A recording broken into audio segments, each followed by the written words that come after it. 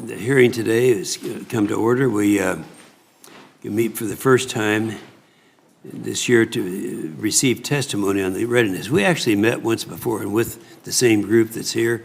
I understand some people got a little upset with your honesty, but I appreciated it. And I think it's one of the big going debates we have right now, and you're aware of this, and that is that we have a serious problem that's there. And here he is, so we can start. We're just waiting. And that is, the American people need to know the problems.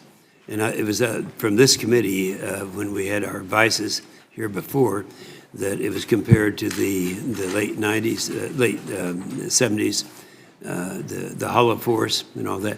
Well, we've got problems now, and I like to talk about it. And the reason I do is because the general public, if they're just lured into this euphoria that there are no big problems out there, then we can't justify doing what we should do in rebuilding our military.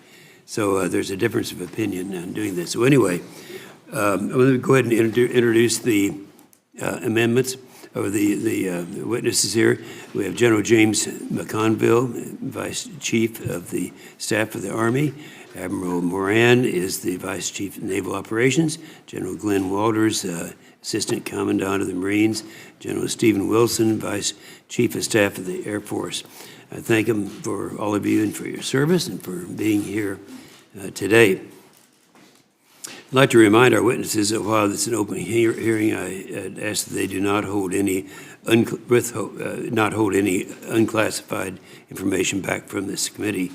Last month, Secretary Mattis rolled out the National Defense Strategy, which laid out a new strategic approach to addressing military challenges through building a more lethal force, strengthening alliances and attracting new partners, and in reforming the department for greater performance and affordability. I believe building a more lethal force begins with rebuilding and maintaining our readiness, while we also look forward to modernizing our force structure. Maintaining and delegate the real delicate balance between the sustained readiness gains while modernizing is more important than ever. For example, our Air Force continues to shrink.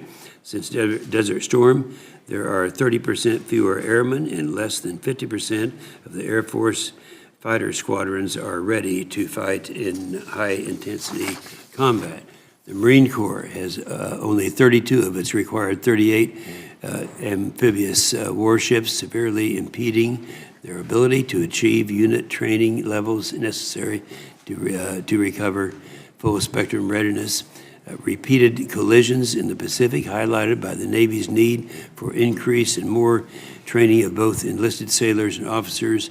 These are problems that we have, and so that we'll be addressing today. You know, ensuring the safety of the American people, that's really number one, what we're supposed to be doing here.